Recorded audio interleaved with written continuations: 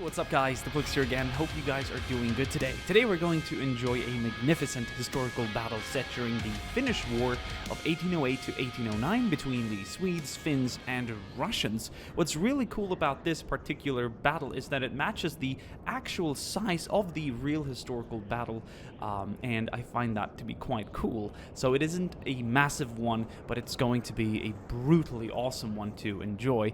This one turned out really nice, so I figured I'd turn this into a video for your enjoyment. If you guys want to see more Napoleonic Total War 3 mod content, let me know down below by liking this video and leaving a comment. We can recreate pretty much any historical battle from the Napoleonic Wars. This one, of course, took place in Finland. It is July 14, and it is at the earlier stages of this war. Mostly Russian and Swedish combatants, but of course a lot of Finnish taking part in the Swedish army as well. We're going to go through the participants today historically. On the Russian side, we have Buxoveden, Kamensky, and Kulnev. Now this is a 4v4, so Kamensky is split onto two players, one with the general staff and one without. On the Swedish side, also four players, we have Döbeln, Adlerkreuz, and Klingspor. Klingspor being split between two players, one with the general staff and one without. And if you look at the minimap to the right, we can see the current Swedish deployment in blue. We currently don't have the exact location of the entire Russian army, but they will primarily deploy in front of Storbyn, which is in the center of the screen. My army is deployed in front of it, and it is currently ordered to retreat back towards the river and await reinforcements from one of Klingspor's divisions. Now, this is Lapua then, right? So we have Russian artillery in front of us, and we have other Swedish contingents further east to the right here near Koyola and Kauhava. They will also be fighting other Russian contingents up in that area. So it's a very widespread battle, but in the end it all sort of comes together nicely for the final prestige, the final crescendo. So my first objective was to retreat, take up defenses around the town, and await reinforcements. The Russians' goal in this case is to basically attack Storbyn, which is on the opposite side of the river, and then Lapua itself for the final victory of this battle. And having that said, gentlemen, I think we can unpause and enjoy the battle. So Russian artillery is going to open up to begin with, as Russian infantry will advance towards the town itself. So yes, here we go. Let's zoom out nicely because this camera allows us for a really good overview of the battlefield. We have a Swedish corps. Sir, our general is under attack. That is Russian howitzers attacking our army itself. I don't think it aimed at my general specifically.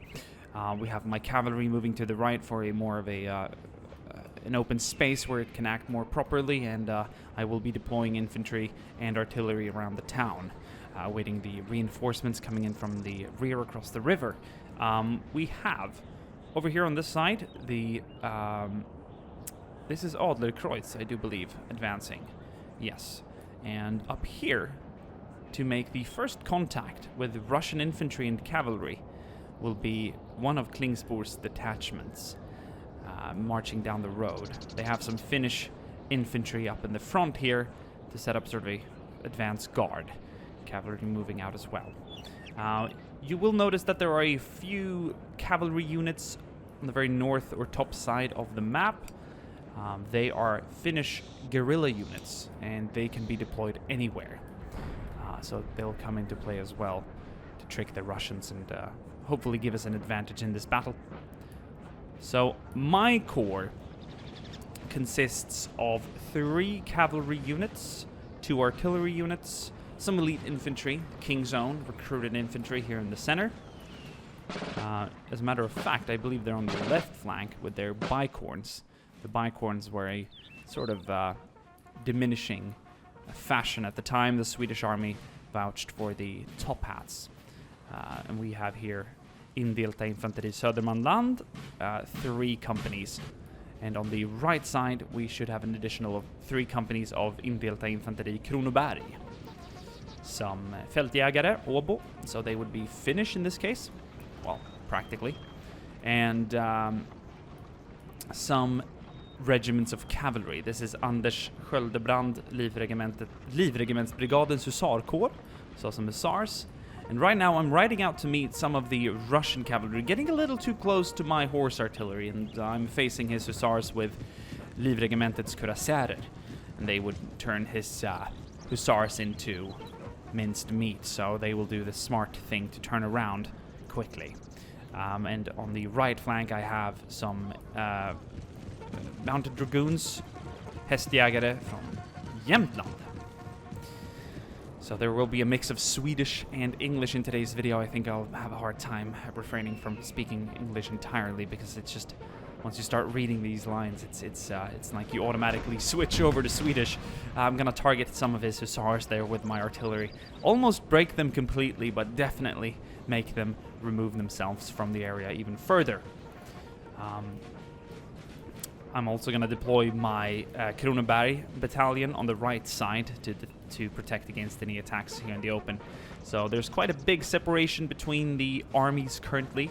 We're going to move away from the sort of main stage, which will be here eventually, and focus on one of Klingspor's divisions up here in the north, fighting the Russians. We're going to have a massive cavalry charge by the Västgöta Dragoons. He's going to clash with what I believe are Cossacks. We have killed their general, sir. And a general has been brought down during this fighting as well.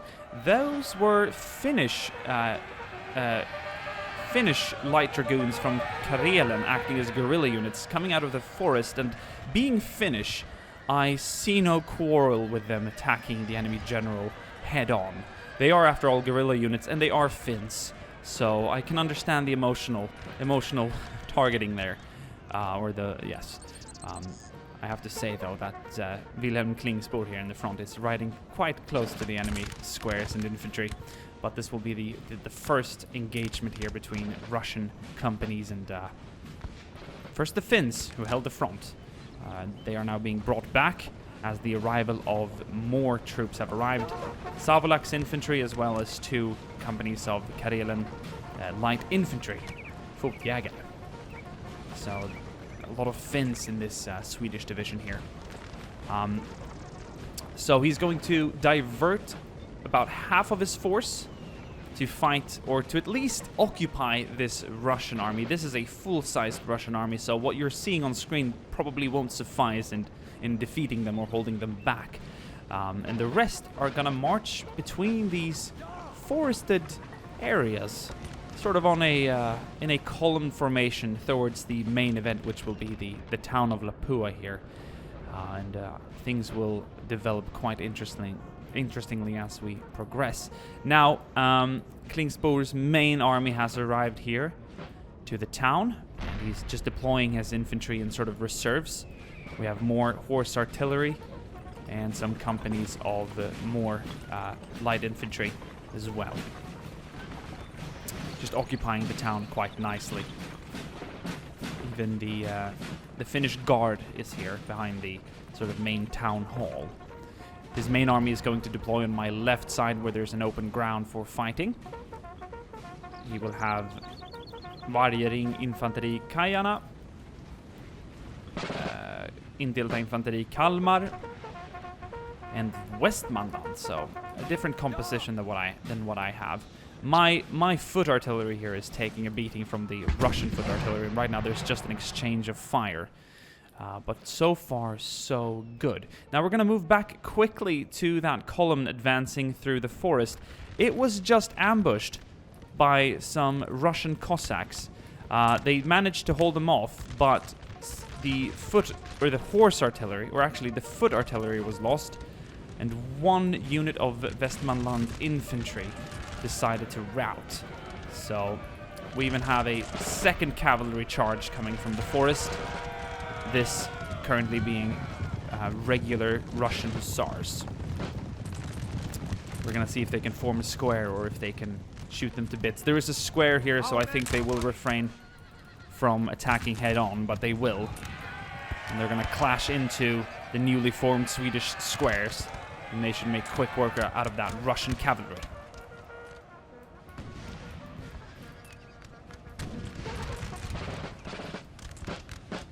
Now, the Swedish cavalry here is definitely threatening the flank of this Russian army, or this Russian corps.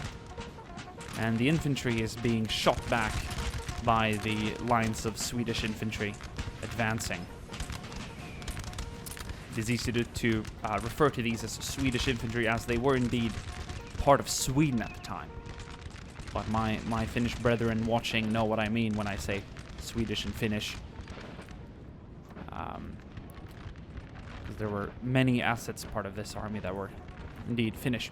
Anyway, let's move back now to the main event. We will not be able to focus much on what's going on out there in the outskirts of Lapua further on, because this will be the main event of today's video, the massive Russian assault on the city. We have about 1.5 armies here, roughly 2 I'd say, but we're looking at around 3 Russian corps attacking the outnumbered Swedes here in Lapua, and this is going to be just about as brutal as it can get. We have companies and companies and battalions on battalions of Russian infantry lined up outside in the open fields on the outskirts of Lapua, ready to advance.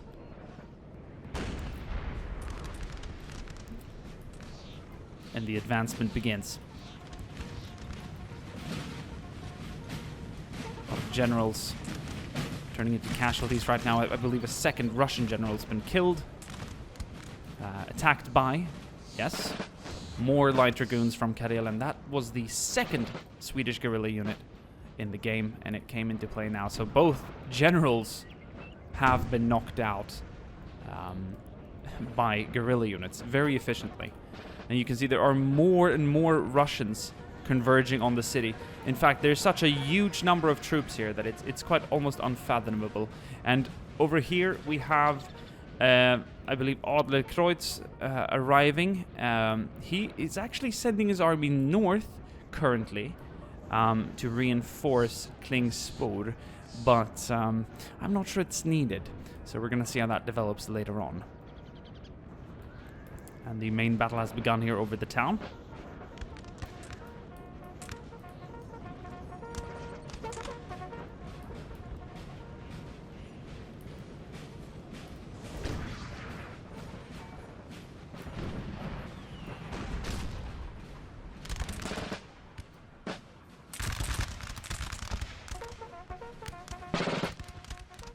Defeat! Oh, and the Russian artillery in the background, raining down shots and cannonball. Oh, that's a howitzer hit among my artillery. So the Russians have several artillery batteries lined up to support the attack. And numbers-wise, well, I'd say it's an easy 3-1 currently, just based on the flags and the thickness of their actual companies. We're much more spread thin. And on this side, it's all looking quite grim. But reinforcements have been sent here. We have the Kronoberg infantry, as well as Södermanland arriving here as well. Part of the reserves further back. So that means Klingspor has taken over the majority of the left flank to battle the Russians. And I am left with the center and right. And there is a fearsome exchange of gunfire now in the center. Russian morale is wavering, and this horse artillery unit, in fact it is a 12-pounder on foot, they're now firing shrapnel at a Russian company, and it might just be enough to make them waver. But my artillery is severely threatened, and I indeed, well, I'm doing some repositioning of infantry here now. In fact, I'm moving cavalry out to challenge part of his flank.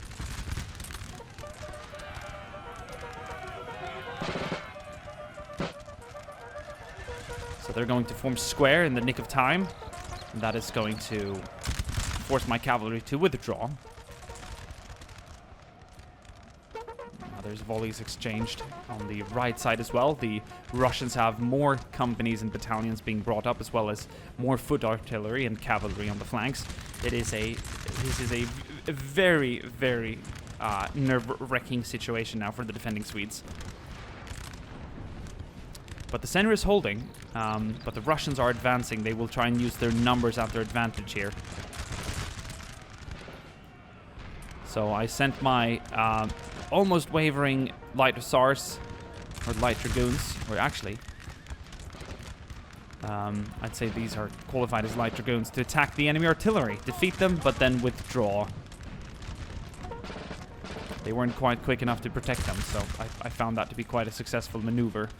Then I will try and link up with the remaining Finnish and Swedish cavalry behind the enemy lines. Now the Russians are advancing, trying to get closer and closer. One of my Swedish units were committed to charge, but it will be severely outnumbered. This company of men will not stand against 2 Russian infantry companies, and it's forced to withdraw. So the Russians are pushing us back ever so slightly. We're dangerously close on this flank now, and I believe the artillery might just get a shot off or 2 in time. Oh, that is brutal to the Russian morale. One of those shots, despite outnumbering the artillery crew, can be quite enough to send them back. 1 company of troops were sent in here to try and just secure that position and the artillery itself.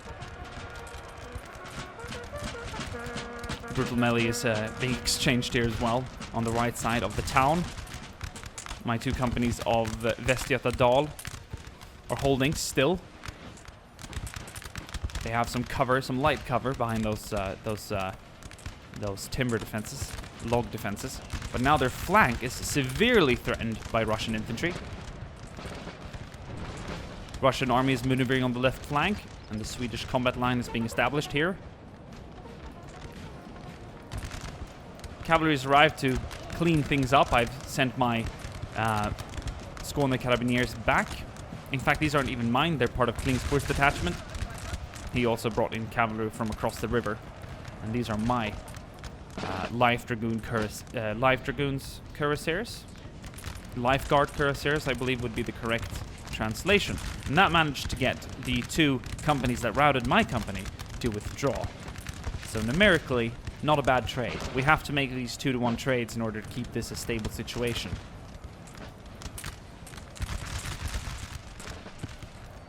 Russian firepower is immense, and my lines are slowly fading away, but we're holding our ground firmly here with the general in the rear. Georg Karl von Döbeln is overseeing the defense on the right flank. And it is quite a split defense. So right now, some of Klingspor's units are moving in to fill in the gap. The Russians are going to focus on my center. And things are being reorganized quite nicely. Lots of volleys being exchanged on the left side of the town, as more and more Russian companies advance. But the center broke. Part of the center broke. Could be superior position, could be flanking cavalry, could be the support of the artillery, and perhaps the presence of my general. But their main attack succumbed. But as you can tell, they have an almost fresh battalion moving up from the rear now to replace those routing. And I don't believe my men can hold much longer. My artillery, however, is still in effect, and I believe it's a big mistake of the Russians to have not committed to attacking the guns and knocking them out once and for all.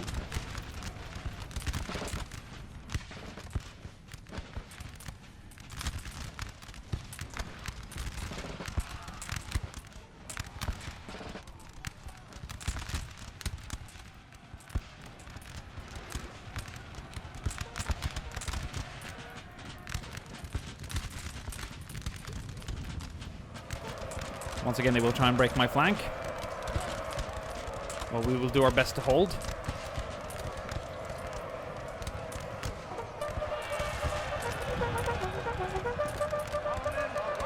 Klingspor will commit his Skåne Carabiniers and bring them back to a rout, and then continue the charge into 2 companies of Russian infantry. As you can tell, there are more Russians arriving from the rear,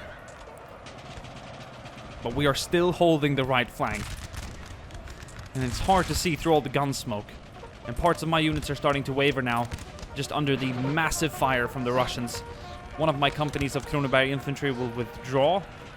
My general is sent up to try and inspire the men to hold. We need to hold for a bit longer and await the reinforcements of Adlerkreuz and Klingspor's remaining division arriving from the top right here of the battlefield. And they're coming in, but it's going to be a matter of time now.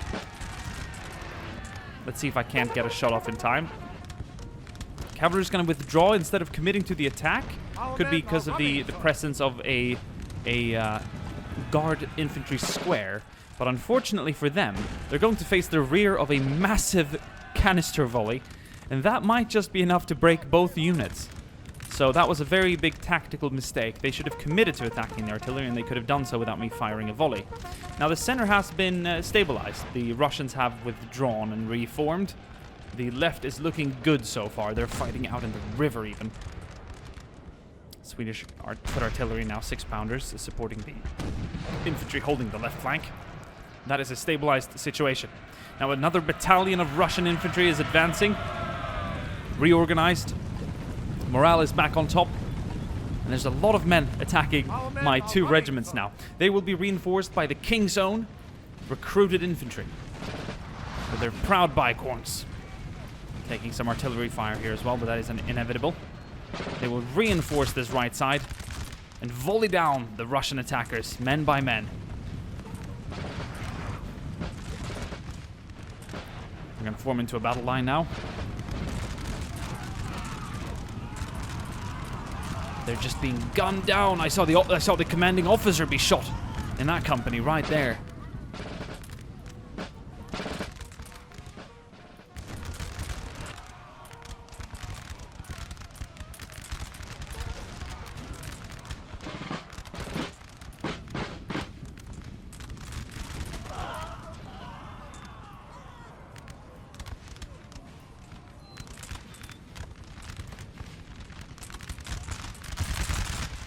Mass volley. And still more Russian artillery support. Devastating. So, Klingspor's reinforcements are now arriving. His reserves that were on the rear of by the rear of the town now arriving. But the Russians have eventually brought me back. They have defeated us here and they will take the field. My artillery is going to try and mount up to escape, but it will be too late. That Russian infantry has caught up on us. We'll see if we can't rally our men here behind the general and try and hold the Russians back. There are several companies arriving here to continue the fight. So it's far from over. The left flank has been reinforced as well with more Russian companies.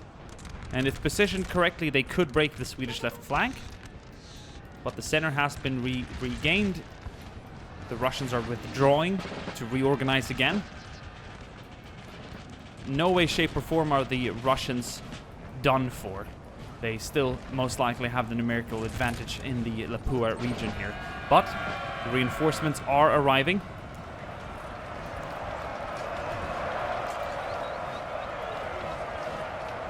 The Southern Swedish Carabineers and Finnish light infantry will rout that company of Russian infantry.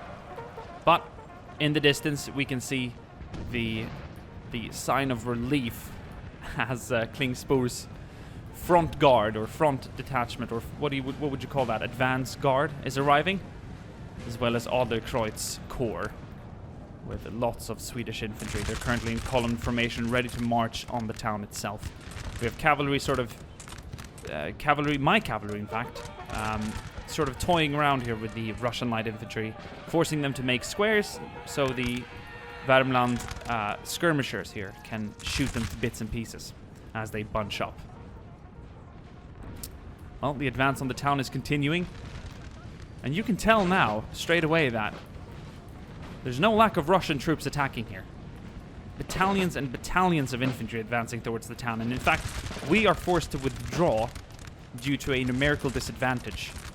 So Döbeln, my men, and Klingspor's men are withdrawing to the town itself. We will try and hold the town and await reinforcements. It's crucial that Adlerkreuz arrives from the rear now to mop this up.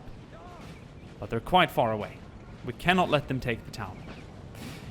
And this has so far been such a bloody battle, and it's been quite amazing to see the developments around the battlefield, especially around the town. And this is what this mod really excels in. It is just quite beautiful to enjoy.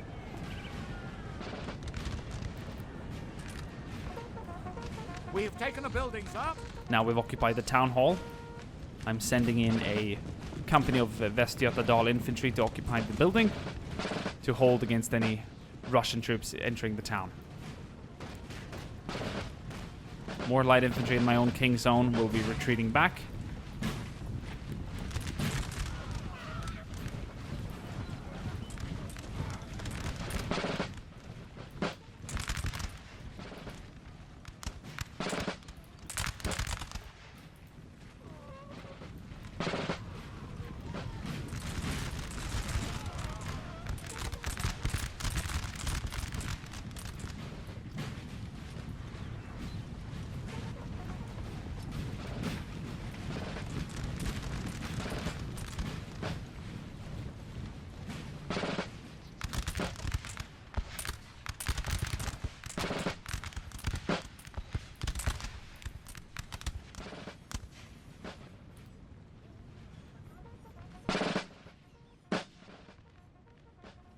Oh, that unit info card is quite uninformative, as you can't really see the information of enemy units, which I think is good on a competitive side of this game, because this is quite a competitive mod. But when watching a replay, it can just be quite just much in the way. Doesn't really change much. Anyway, the Russian brigades are advancing. They've got us cornered now. Swedish reinforcements in the rear moving in, so we just have to hold them back long enough. Over on this side, the Swedes have routed most of the Russian troops attacking. One volley here is going to drop that company, and I don't think they'll even carry through the attack. They're just going to cut down some of these Russian men. And then move on. Cavalry is going to mop up the rest. Lots of Swedish cavalry there to make sure they keep routing and don't turn around.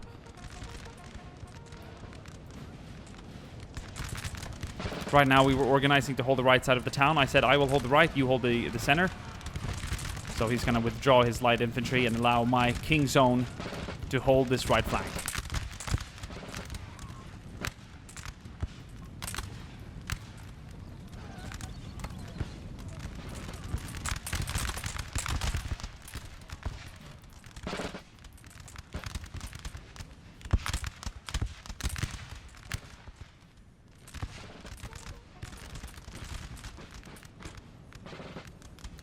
Now they're in the town itself, and this is quite brutal. One of the companies are going to withdraw. Two are going to move up, but they will be faced with more infantry,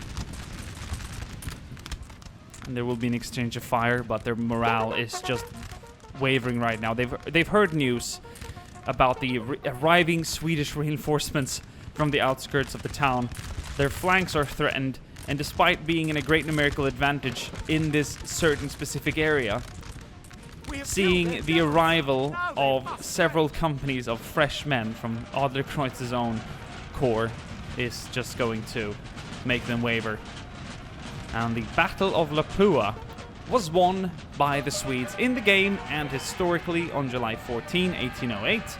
Now, historically, this was a much less bloody battle with only around 250 casualties. Only 200 Russians were killed, but then again, only 25 Swedes were killed, according to the information. Roughly 4,000 men participated per side. And looking at these numbers, in fact, I think we even made this battle more realistic than it was historically. Here are the participants playing the different armies. I played Durban with around 1,400 men deployed. Around 700 lost, so I lost about half my army, but we killed close to 1,000 men. Retsek was my reinforcement, the main Klingspor army. He came in with 1,640 men. It's a decent size. Took only 360 losses, which is very good. He did an amazing job on the left flank, killing many Russians and routing many Russian troops. Without that left flank win, I don't think this would have been a possible victory. We have Klingspor by Insomnano. Very sizable army as well. Very few casualties. In fact, he routed that Russian army up in the north so quickly and with so few casualties and killed so many Russians routing as well. That must have been the best, almost the best, I think, without a doubt, the best KDR of this battle, if you make that count. And then you have Adlerkreuz, the main army, the biggest one as well. The fewest losses, but also by far the fewest kills, as he arrived mostly as reinforcements in the end. Could this have been done with a 3-on-4? Possibly. We did that incredibly well. I mean, what he did here in that north attack, if that had failed, that Russian army would have acted against him and, of course, Adlerkreuz, which would have not allowed them to arrive as reinforcements, which could have essentially allowed these Russians to take the town. That could have been tricky. On the Russian side of things, we have Mr. Moist as Buxoveden with 2,500 men. That must have been the main attack on us in this case, supported by, I believe, Kulnev, or one of the Kamensky corps. 2,500 men. About half casualties. A decent number of killed as well. This army is definitely responsible for most of my casualties and Klingspor's casualties in Lapua. And then, unfortunately for the Russians, the other armies, despite being very sizable, took very many losses and did very little to impact the Swedish army. We're looking at 300 and about 150, 200 here on Kulnev and Kamensky, which is very, very low casualty infliction on the Swedish army. Well, guys, this has been a rather short and concise video. I hope you guys enjoyed this battle. I would like to make more of these historical battles in this type of style. I think we might even approach the... we might even approach the Peninsular War or do other theaters of war during the Napoleonic Wars. But I thought this was a nice entry battle to the series. Thank you guys for watching, and I'll see you guys soon again.